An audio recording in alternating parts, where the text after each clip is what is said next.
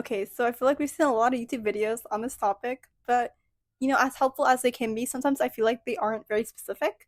So I really like that we have this very down to the nitty-gritty detail type of video about entering high school and what the expectations are versus a lot of the reality is. Yeah. Yeah, and as rising seniors, we do have a lot of experiences from all those different years. So we want to be able to give as much advice as we can to incoming high schoolers from grade eight, or even just older high schoolers, I guess, who want to learn more before their senior year. Yeah, I feel like we have so much advice to bring after these, what, 3 years? Yeah, Yeah. yeah. So I hope you'll find this video helpful. Yes, we will try to pack as much information as we can. Okay, so I guess starting off with kind of some expectations that we had of high school versus kind of the reality, like you said in the intro. Social media has framed a lot of my expectations, and I think you would say the same. I'm assuming so. One main thing about uh, like trends I've noticed in the movies I've seen depicting high schoolers is typically the social cliques that were present. And I know that in our school, everyone off. Okay. I know that in our school we do have an arts program, IB program, and the mainstream program. And to clarify, we are both in the IB program, but the cliques aren't really as prominent, and it's really okay to switch between them. So it's not as like emphasized as it is in social. I was gonna say social media, but I mean like as in movies. But I wanna talk about how whenever I watch a movie or a show about high schoolers, it's always really older actors playing, right? Riverdale is a really good honorable mention for this because it had these adults playing high school kids. So a lot of tweens, I would say, watch that show before they go to high school, and I was one of those tweens, and Me you were one of those too. tweens. So that makes for a really inaccurate portrayal of what high schoolers look like. I think I found myself comparing myself in high school to what they look like, and it was really like not harmful, but it wasn't a good idea to have because it's it's not fair of yourself to expect to look like those adults, like without acne, without any flaws or imperfections. Plus, like those are usually edited out, so you shouldn't you shouldn't be comparing to all those actors. Especially because those actors are like, 25 to 30, right? They're not even close to being a teenager. So, yeah, I think it's definitely good to just stray away from thinking that. And don't worry about it if you think you look too young to be in high school or anything like that compared to anything you're seeing on the TV. Because usually it's not accurate at all. So, it's not really something that you should focus on. Don't worry. Yeah, and then I guess we can. I don't really know how to transition to the next thing I want to talk about, but when I watched a lot of movies, specifically the one that's coming to mind is The Perks of Being a Wallflower. I saw that they had really close relationships with their teacher. Like in the movie, the English teacher was giving the students these literature recommendations, and then he gave him a lot of books to borrow over the school year. And then on Christmas, I think he gave him like a special edition of a book, a very um, old version of it. And so I thought that was what it was going to look like when I came in high school. But it's okay to not have that because I don't think that's very normal. Outside of clubs, if they're supervising, you won't really be contacting your teacher much. So like you shouldn't be expecting that kind of closeness. It's always good to have like a good relationship with your teachers though. I think it just requires a lot of effort on your part. And if the teacher obviously wants to do that, like to be your mentor or To whatever of the reciprocate. sort. Yeah. In a very professional way, of course. Yeah. I I need to see Perks of Being a Wallflower. I've not seen it before. But yeah, I remember seeing a lot of shows where the main character, right, the teacher just lets them stay inside from recess or something and they eat lunch together.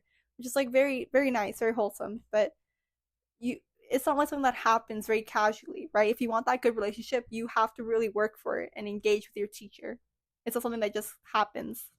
Yeah, I feel like that is a good thing to do though, because I feel like you can get so much insight from Mm. them often, and you can just get a lot of life experiences and knowledge and wisdom, I guess you would say. So that is a good point to mention.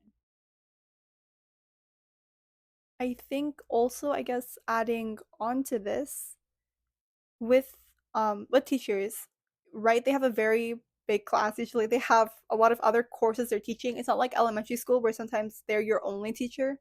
They have a lot of other students, so it's okay if maybe they aren't specifically dedicated to you. Like they have a lot going on, right? So like I said, you have to really pursue that good relationship if you want it. And just be understanding that they have a lot of other students in mind. Sometimes they're teaching like 60 other kids or 90 other kids in some case. So it is really hard to keep track of that.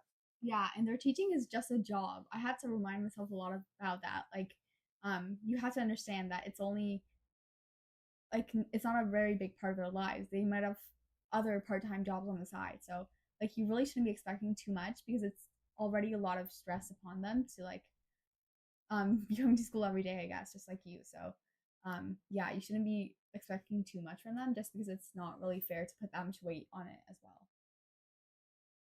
And I think I can speak for a lot of people when I say that Gilmore Girls was a very like defining show for my expectations of high school because Rory was like an academic icon, right? So I expected to like portray myself after her, have a lot of the same qualities and characteristics. And in her Chilton era, which is like my favorite part of her, I think that she like it portrayed her working really hard along with Paris to compete for the newspaper club, right? And it was a very competitive, cutthroat club just to be a member of. But I feel like, at least in our school, I feel like in many other schools as well, it's just about the type of people who are interested in it, but the clubs aren't as cutthroat, so you shouldn't worry too much. You should join as many clubs as you want, and you shouldn't try to narrow yourself to any, because I feel like that just closes off some doors. So don't be afraid to try for as many as you want, especially in grade 9, because that's the year to really experience a lot. Don't be afraid of older kids in clubs. I'm sure if you stay in the club, there'll be a lot of growth for opportunity. I said that in the opposite way. There'll be a lot of room for opportunity and growth. Hmm. So you could like even end up being the president if you stay for a few consecutive years. I think also, yes, you if you are going to join the executive team of a club, yes, you do have to file out an application. But if you're coming to be a general member or like right if you're in grade 9, you're just started, you just want to see what the club is like, you don't have to fill out anything. You can just come to the meetings or fill out a general information form or whatever they require. You definitely don't have to. It's not competitive to just learn about the club or to be a general member. That's not a thing. Yeah. Unless for some very specific schools, I think. Maybe it's Yeah. different in private schools or some like some of the top academic schools. Hmm. And even with, I think, executive, as long as you show that you're enthusiastic and you're dedicated, I don't want to say you for sure will get in, but you'll definitely be considered. Yeah, for sure. I guess all I'm trying to say is don't be afraid to try out for clubs, like Parmita said. And if you're just starting out, feel free to join as many as you want and see which one really resonates with you and which ones you don't. And it's okay if that changes throughout the years. It's not that serious, I promise. Yeah, like I joined I think 5 clubs when I was in grade 9. One of them was book club and then another was business club. Um I think there was another one and then like HOSA for medicine and then there were like so many that I wanted to join. So I really did try to narrow it down after a while and I think that's important, but in the beginning it's okay to have a lot, as many as you want. Yeah, there were a lot of clubs in grade 9 that I joined that I didn't really like. But I liked the newspaper club in grade 10 and then like 11 and 12. So it just really depends on your interests and that will vary. Yeah. And if you think I feel like this is a common misconception, but if you think that joining like a lot of typical academic clubs is good for your resume or like your high school resume, in some cases it is, but it's really about if you think it's something you'll want to go into or like it's something you're interested in. So like I like debate not just because of the portrayal of it in I guess in applying to university, but I actually genuinely liked it. And that really shows in the kind of effort and commitment you put into it. So it's important to not like focus on the quantity or what kind of clubs you're joining. It's okay to join like more niche clubs or yeah. Yeah, don't join a club that you hate doing just because you think it might be better. Like if you generally don't like being in this club and you don't like the effort or the work, that's okay. That's perfectly fine. Yeah, it's all really about what kind of work you want to put in. And if you don't enjoy being in that club, it's going to show after a while. So just don't put yourself in that position where it makes you miserable just going to the club. And now that we've kind of talked a lot about our misconceptions and misnomers on television, I think we can go about what it's really like in our high school experience. So, narrowing it down to, for example, our socials. And that includes a lot of different aspects. But yeah, I think we can just get into that. I think when you're joining high school, either well, okay, when you're joining with people from your grade 8 school, like your friend group or your friends or whoever, I think that it's good. It's great that you have someone when you're going into it, but it is okay if you guys may not be as close anymore or you guys seem to drift. That's okay. That's part of life. And it's okay because you guys are, it's high school's all about learning new things about yourself, right? And sometimes that means you have to let go of things and they might come back, right? It's just about being okay with that change in that relationship and figuring out Yeah. what you want to do from there.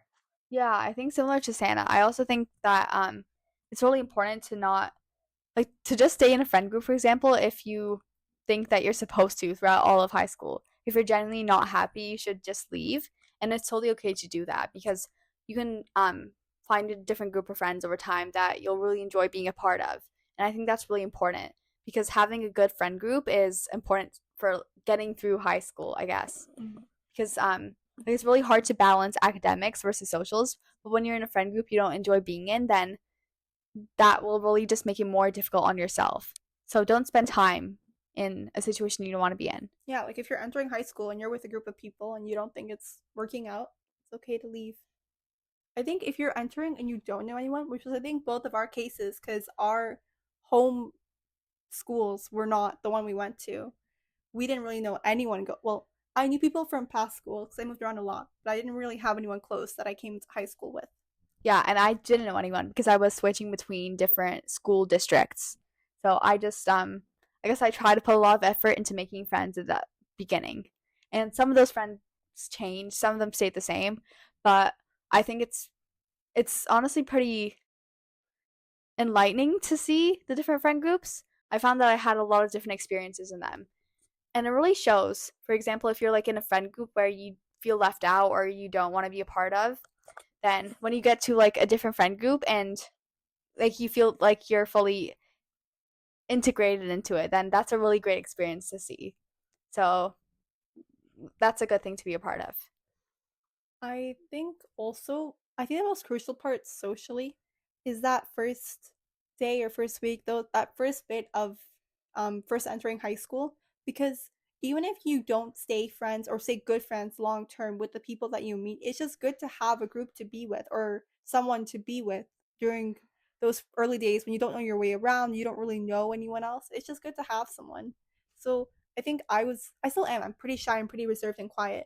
But during that beginning of high school, I forced myself to go talk to people and to go try and make friends with people who I thought might have similar interests with me, right? You just have to go ahead and take that leap, even if it is really scary.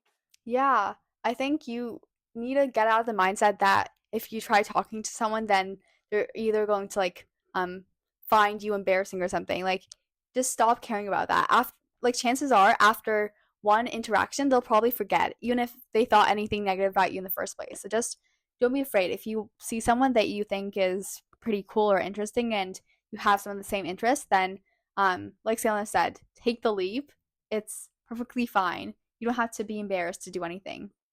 I just realized that the saying might be take the jump. I actually don't know. It's one of those. I like take the leap more. Okay, Like then a take. frog hopping over, you know? Okay, I like that. Okay, then. Yeah. I think also, like, everyone is just as scared as you coming in. Even if they might have a group of friends or they don't, or they may seem really confident or they don't. Like everyone is nervous. So if you are going to talk to people and you think they're going to tell like, "Oh, she's so scared," like you said, like judging you. No, like everyone is scared, even a little bit. So don't think about that at all. Don't worry about it. Yeah, there's probably some people who are in similar situations as you. They don't have any other friends. Like there's many different kinds of people there. So don't feel afraid to reach out to any of them as well. I remember on like the very first, I think the first minute, because we were all for our first day of high school entirely, we were meeting on the field outside with our first period classes, then going inside. I remember one girl in my class started talking to me, and I was trying my best to be very friendly and very nice, and then I ended up talking to her and another girl, and that was kind of how I built a very initial group of friends, and we in that class, and that helped me find a group to sit with at lunch, right? So it's Mm-hmm. just that kind of thing. Even if you don't stay friends long term, it's good to have a community of people. That's nice. I I don't know why, but I feel like in every situation I'm in socially, no, even if the other person is not talking to anyone else, they'll never be the first one to talk to me. I Oh, always have to make the effort, like, hi, what's your name? I don't know if it's like the energy I bring in or something. Like if I no. seem cast off or reserved, but no one ever approaches me first. And I found Oh. like even in grade 9, I had to talk to everyone first. No, no. In my case, the girl I was who spoke to me first, she was a very extroverted girl, and she kind of reeled in the rest of us. Okay, it's not you. I would not. And I don't think I have any situation. So were you the extroverted girl in that situation? Like you Well, kind of I had to try to be. force myself to be more Yeah. extroverted. Yeah. Yeah. I feel like in grade 9 I tried to be. But I think that really like ended up working making me even more introverted. Like I got even more anxious because of that. Mm. I feel like over the years I've kind of become more okay and comfortable with talking to other people. I think it's just because I've gotten out of the mindset where I'm always worried about like, oh, they're gonna think I'm really embarrassing for trying to talk to them or desperate, you know? So you need to stop thinking that. It's no one will really care. In terms and like kind of what you said, right? But you'll probably not stay best friends with the people you first become best friends with in grade 9 that you will in grade 12, and that's okay. People change and people grow, and it's okay if you don't stay in those same friendship groups throughout the year or throughout the course of high school. That's very natural. Yeah, you shouldn't try to like take the reins of that. It if it's meant to be, it is, but if it's not, then chances are you'll just find somebody else, and that's perfectly okay.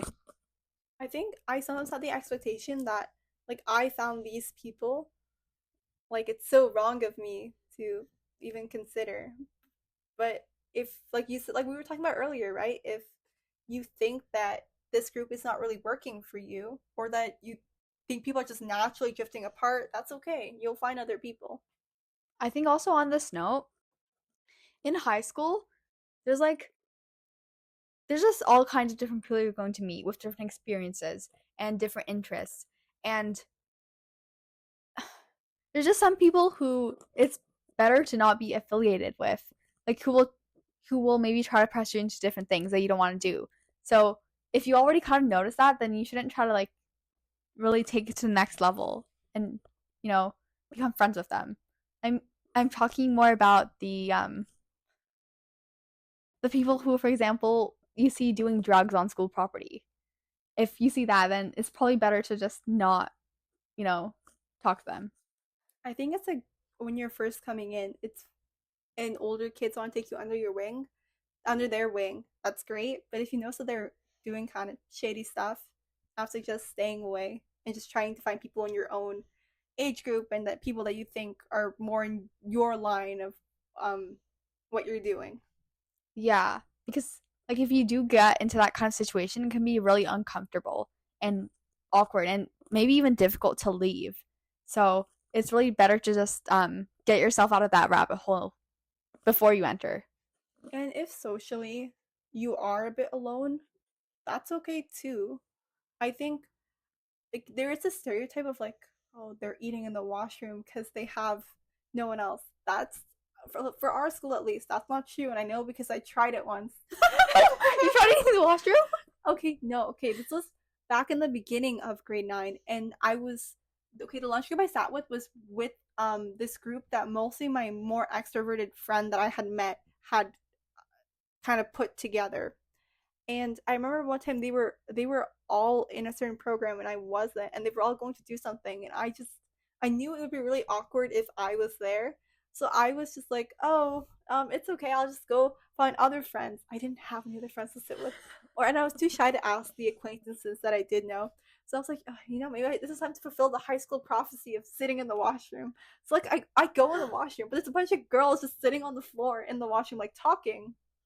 And then I was like, oh, I really can't. So I just kind of awkwardly stood there, and then I turned around and I left, and that was the end of it. But like, okay, the point of the story is, it's like you're not gonna eat the lunch in the washroom, okay? That's not gonna happen. At least only because there's already so many people in there. I think in our school, right? There's the cafeteria, there's the hallways, there's like, do not eat in the washroom. You don't have to do that to yourself. It's okay. Yeah. I feel like going off of your story, which I think is kind of funny, no offense. No, it's okay. I also had a really similar experience where my friends were all involved in one particular thing, but I wasn't. So I also literally just said, "Oh, it's okay. I'm just gonna like go out and do my own thing." And I really didn't have anything to do, so I started just walking around the school by myself. And I feel like that's a little better than eating the washroom alone because it's just like taking a walk. That's perfectly fine. Also, if you want to like read in a corner under the shade of a tree or on a bench, that's also a lot more comforting, I guess, than eating in the washroom. So please don't do that to yourself. During lunchtime, you're allowed to leave school grounds. You can genuinely just. It might depend on the school, It might though. depend on the school. Yeah. But you're allowed to at least go outside. I think. You should check. But that's usually allowed in our experience. So yeah, you don't have to eat in the washroom. Don't do that to yourself. Would not recommend. Very awkward.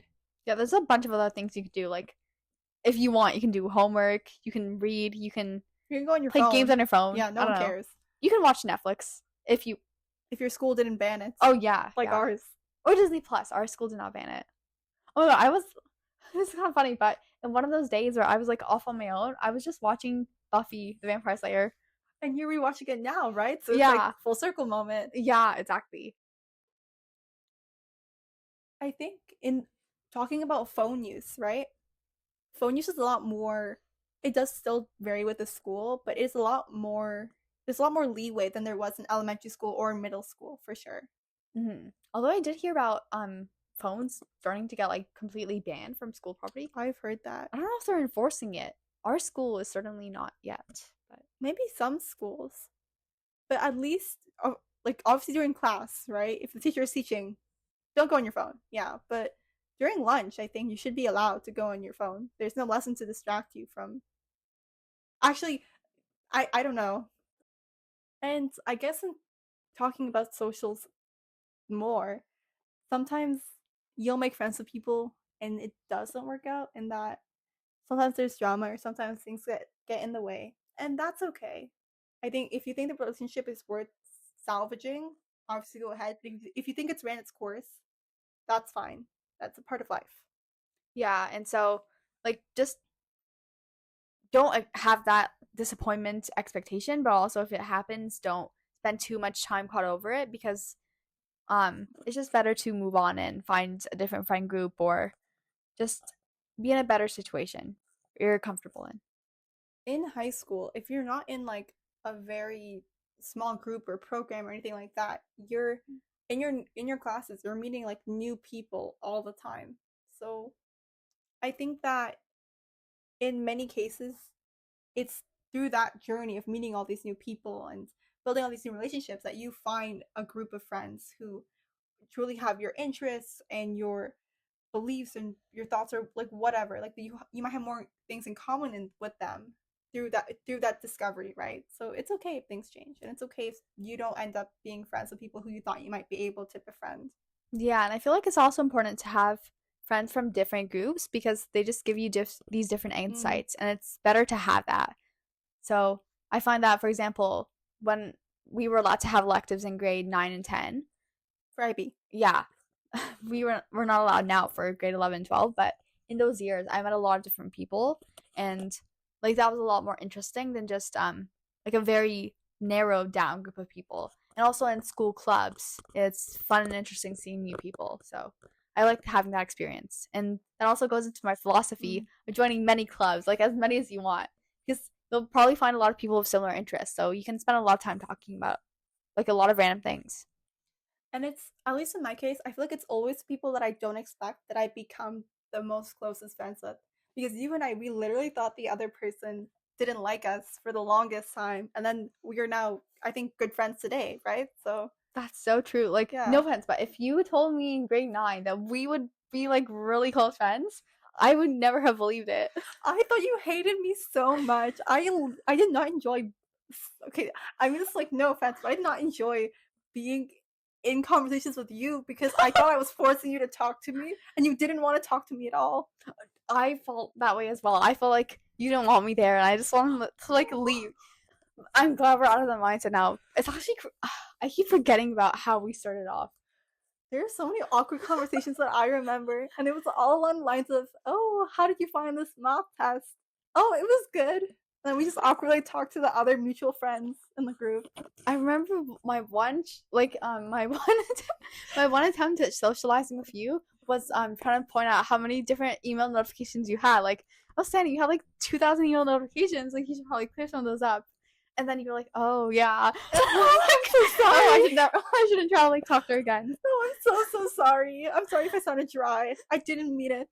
No, I think it's just like miscommunication. So you should also. I feel like that's also an important note. Don't if some if someone seems dry, maybe they're not. Just don't go off of solely those miscommunications, because you could end up finding your very close friend. You know, who knows? Yeah. I think that's enough for socials. We've pretty much covered everything. Okay, going into academics. The very nitty gritty thing, you know, the one we all have to get into, but we kind of don't want to. Our advice, like we said earlier, is very much from academic AP IB standpoint. And of course, if you're not in those programs, this is also for you. But just keep in mind, we're coming in with that experience and that point of view. I think that depending on your program and your school, there is going to be varying levels of competitiveness. Like if you're in an academic class versus a different class, obviously that would be different levels of competitiveness. But I feel like a little bit of competitiveness is good for, keeping you working hard.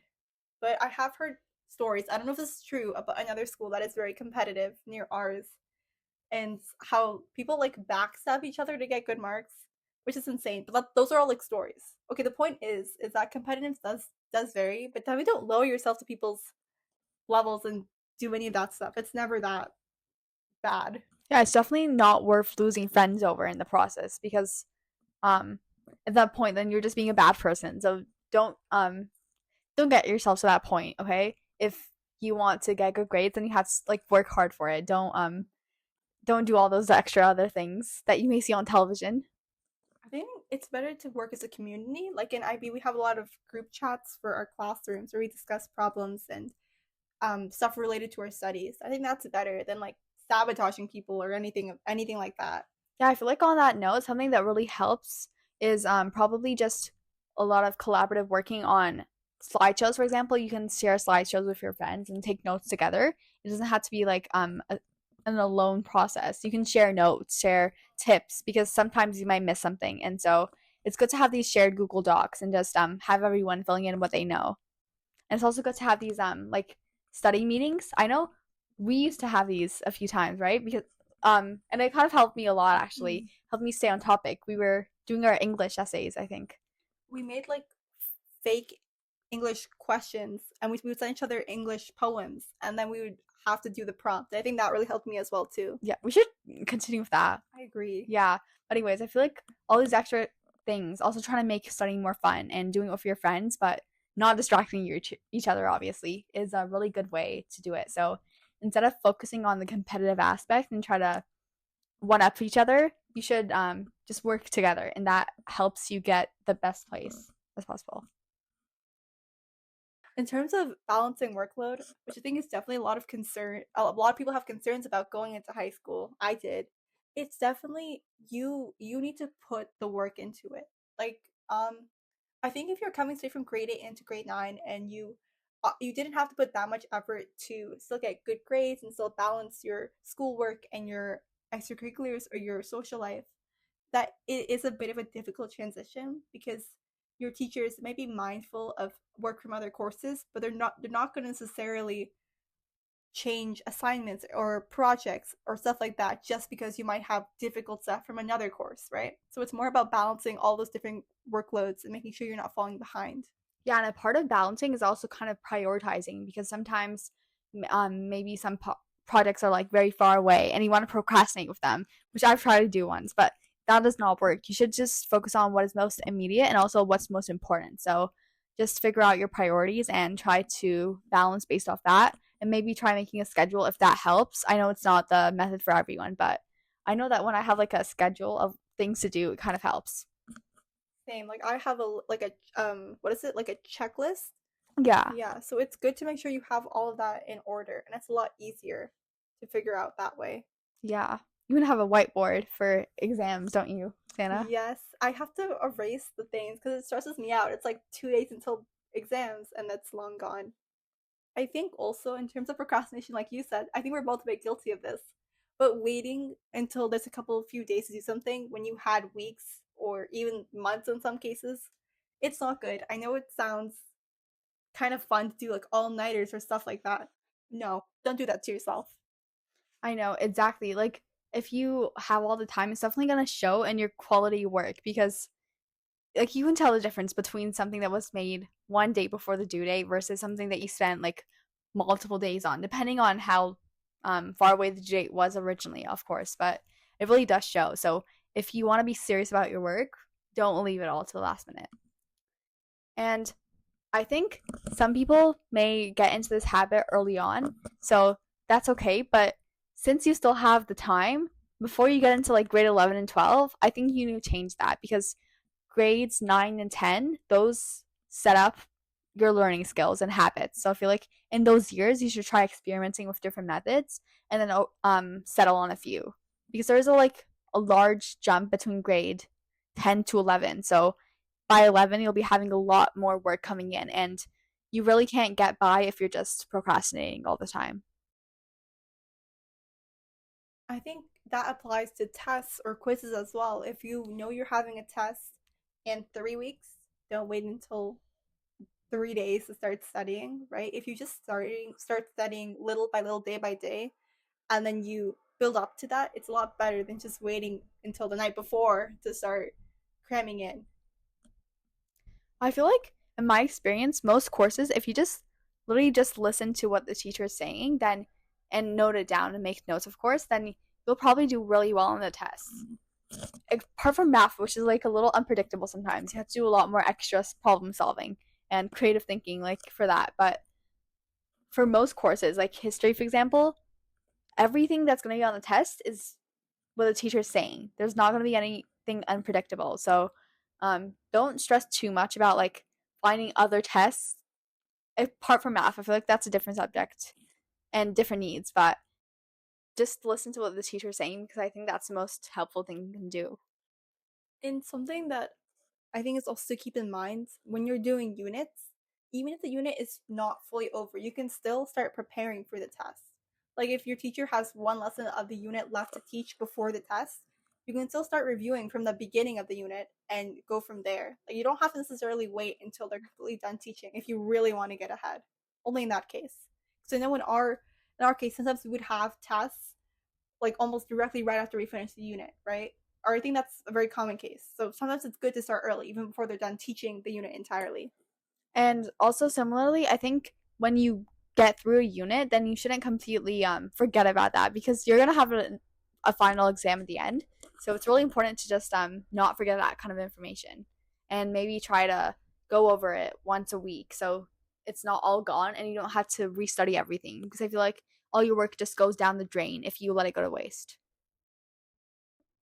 This is kind of what we talked about earlier about like competitiveness, but I think it's really good to have a good relationship with your classmates. Like again, you guys are kind of working together to get a good mark.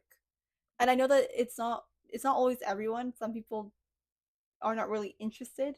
But I think it's good if you find people in your class who have similar goals in that class as you do to like we did, right? Like we helped each other with studying or to exchange notes or to quiz each other.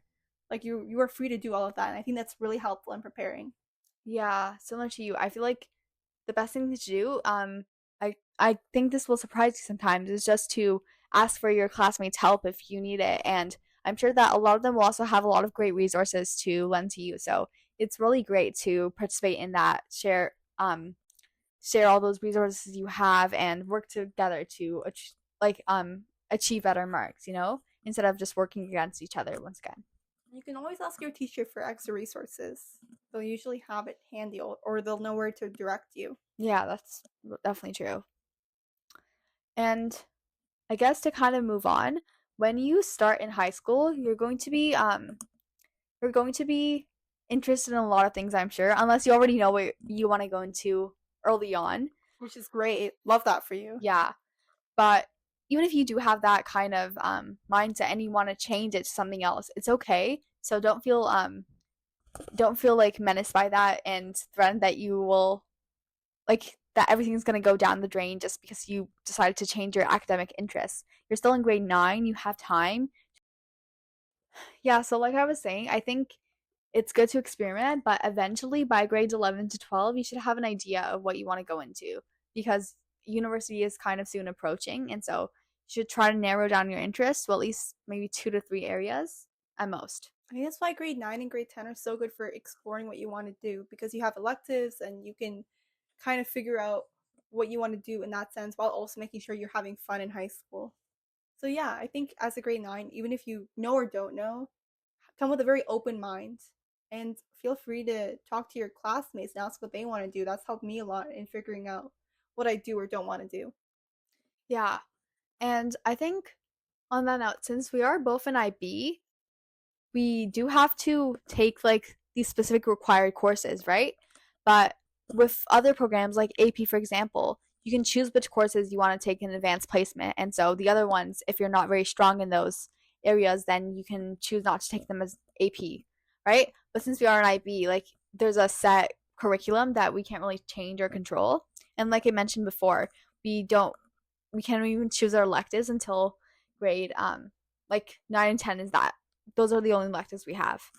So I think if you were to think about getting into these kind of programs because you think those are good for university, you should do a lot of research on them. But from our experience, IB is really good if you're going international because a lot of schools do accept your IB scores and they do take that into account, right? But if you're planning to stay in the local area, it's not as helpful, or you'll just find that maybe some of the subjects you're taking, you're not really strong as much in that area, but you're going to still have to take them.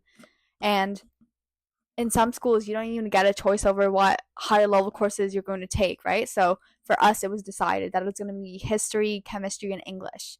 And maybe if you're someone who, for example, is not really strong in chemistry, that's not great for you, and your school doesn't have any other options. So I feel like you need to take that into consideration when applying to programs as someone in middle school going to high school. But from this experience, if you do want to go international and if you think that you want a really good like curriculum that is kind of deemed acceptable everywhere, because IB is standard, like many countries recognize it, and so you have that kind of shared knowledge. It's not going to really differ from the other countries. So if you go internationally, then all of that same knowledge can still be taken into account. And I think that's good if that's your plan. But if not, if you want to go into a program, I think AP would be better suited for you. I agree. I think if you specifically know what you want to do and you know what kind of courses entail that, AP is probably better. But if you know what you want to do requires most of the IB required courses, or if you just think that IB is better suited for you academic wise, because you do have a lot more other things besides the academics portion, like you do have essays and IAs, which are like papers that you write. If you want more of that, then IB is more your style. Whereas with AP, it's just more about advanced knowledge that might help you in university. It really depends. I feel like this is just a brief overview, but there's obviously a lot more differences and a lot more nuances in that area. And also, if you don't want to apply to a program at all, that's also fine. It's just really depending on your academic interests, I think. So don't feel pressure to go into that because it's not an end all or be all. It's not going to, at the end of the day, play a huge role in university.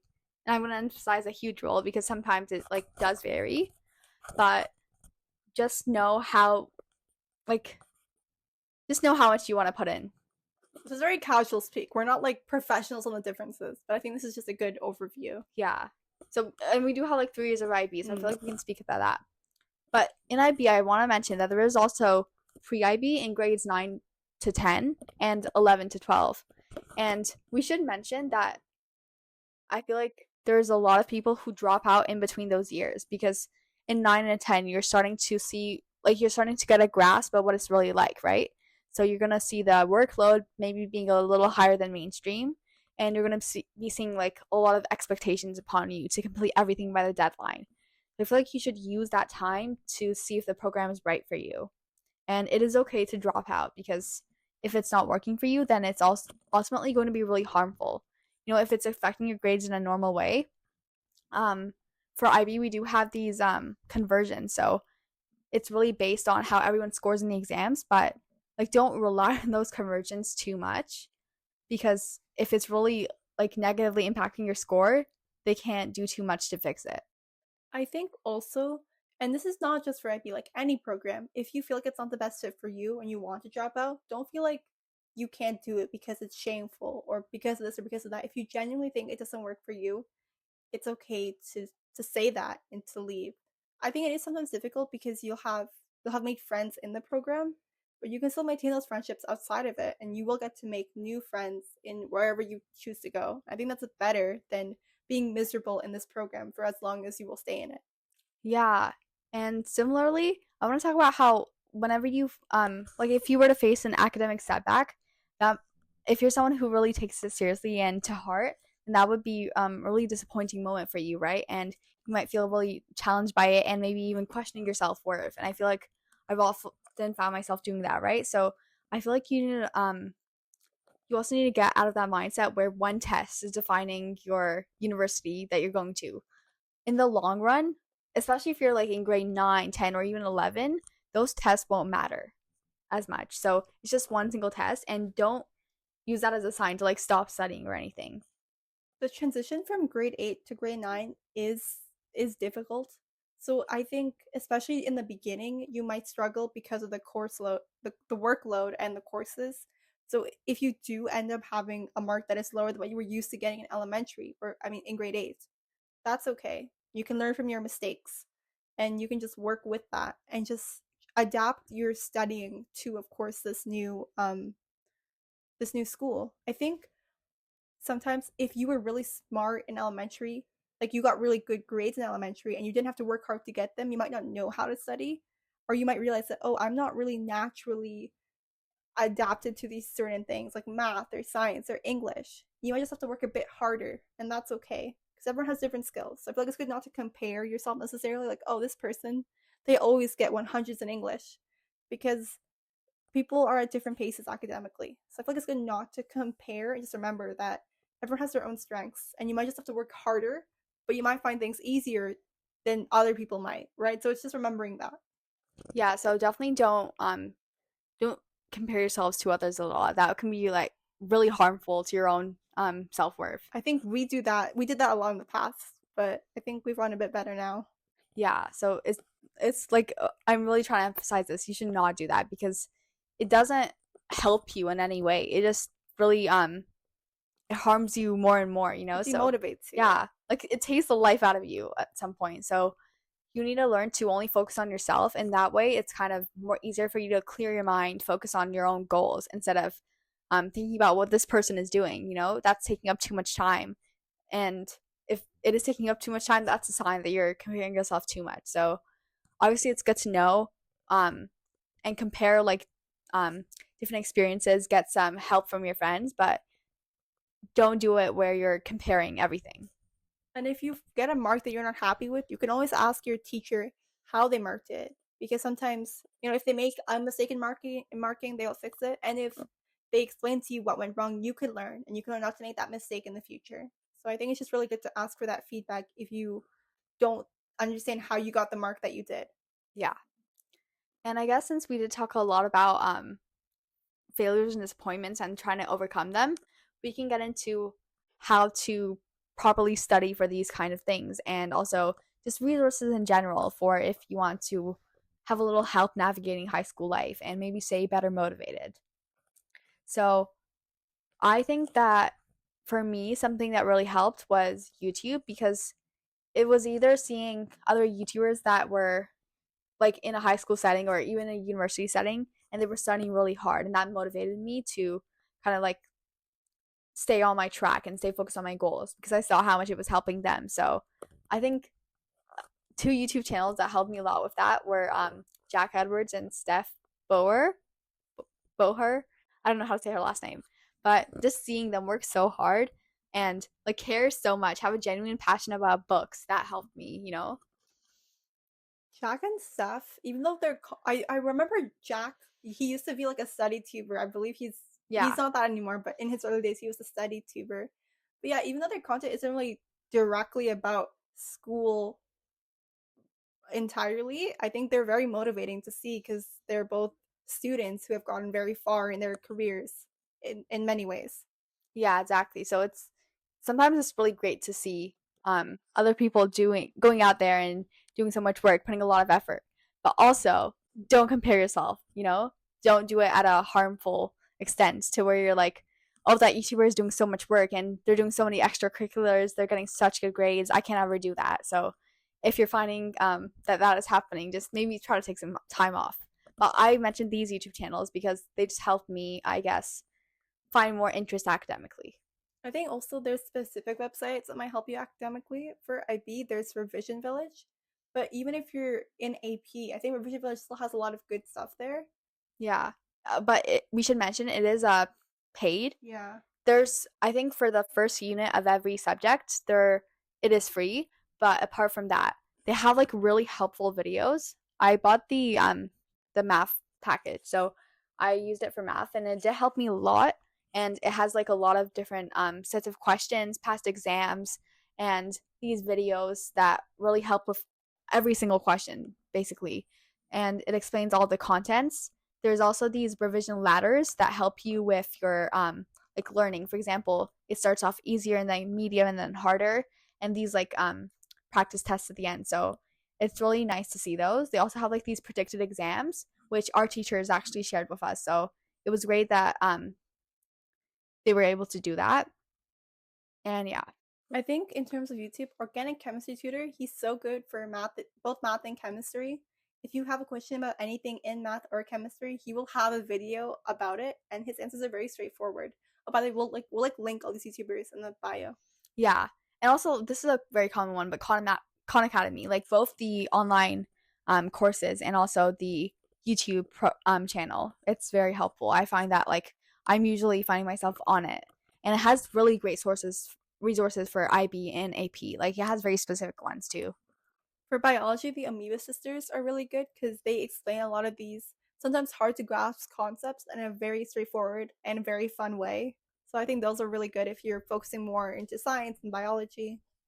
For English, since we are taking IB English, I took a lot of like I watched a lot of videos from the IB English guys, and they were really helpful. I think even if you're not taking IB English, it's just teaching you how to I guess deconstruct some works of fiction or nonfiction, and it's great for I feel like English is something that everyone can learn, you know, it's a skill, so it doesn't matter if it's IB English. I think anyone can really learn a lot from them.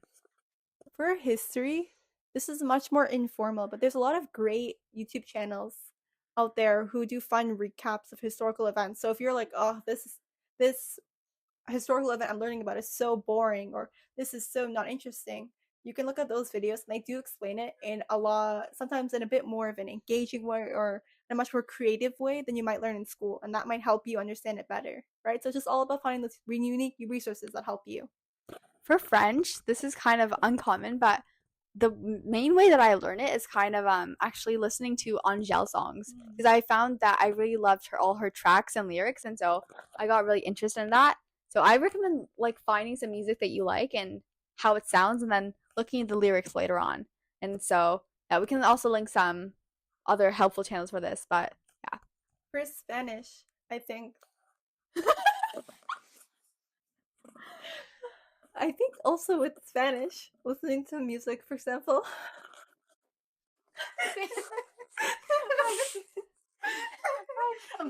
Seriously. I can't do it. Okay. Stop laughing at me. Okay. For Spanish in the same way with music. For Spanish in the same way with music, I listen to Bad Bunny a lot, even though I don't even take Spanish classes. But I have picked up like a couple Spanish phrases.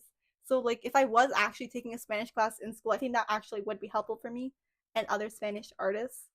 But yeah, I think it's a really fun way to just keep that language in mind and learn phrases that you might not have learned in school. Also, when I was at my peak language learning phase, I downloaded this extension on my laptop that let me basically take any Netflix show or movie that I was watching and then translate the English words into the language that I selected. Wait, the subtitles or the audio?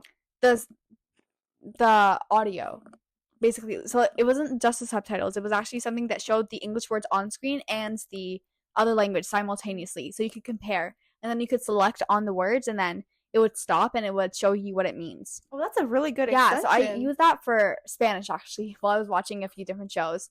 And I found that really helpful. So I will find the name of the extension. We'll also link it down below. But I think that's a really helpful tool. In terms of like free resources, because I know a lot of language resources are paid and either tutoring or programs, but Duolingo is a good one if you're looking to learn the basics. But I would say if you want to know how to actually converse in the language, it's not as great. If you're taking high school level, usually it's French or Spanish or with any other language, just starting Duolingo is probably not the best because it's a lot simpler than what you will be learning in high school level French or Spanish or whatever you're learning. Yeah. So I think in that case, it's good as a support, but don't use it as your main form of language learning. Yeah, so I feel like in that case, if you want to learn maybe how to actually like get by in a conversation with somebody who is French, then you would try to see more, like just look at French content, look at French YouTube channels, which I did a lot, and look at shows, maybe turn the audio into French, even though it might sound slightly off. But yeah, just try to do that. And if it's with a book or a series that you really like, that you've read or watched a few times, then seeing it in another language will, like, you can kind of piece everything together, you know? You can put the pieces together and then we'll figure out what the words are saying.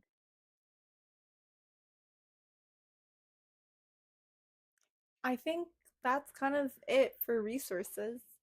This was really fun to talk about this entire thing. You know, the expectations versus reality, the social aspect, the academic aspect. I think at times we did dramatize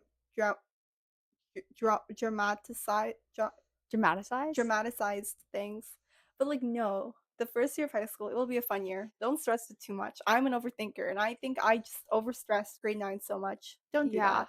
And also just don't burn out the first year. Don't put your full effort into grade 9 because if you do that, you might find that like you're gonna be tired already by the end. Don't overwork yourself. Yeah, don't overwork yourself. Just but still focus. Just don't overwork yourself. Yeah.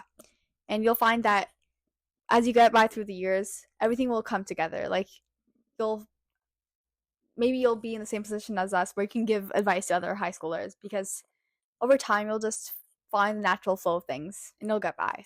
You'll learn a lot about yourself. I think that the person I was when I was in grade 9 is very different from who I am now.